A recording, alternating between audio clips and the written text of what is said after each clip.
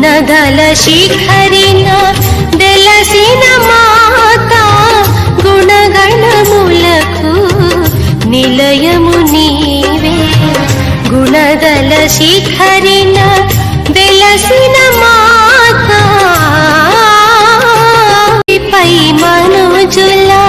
పాపము బాపగా యాజక క్రీస్తుని వాకొసగితివి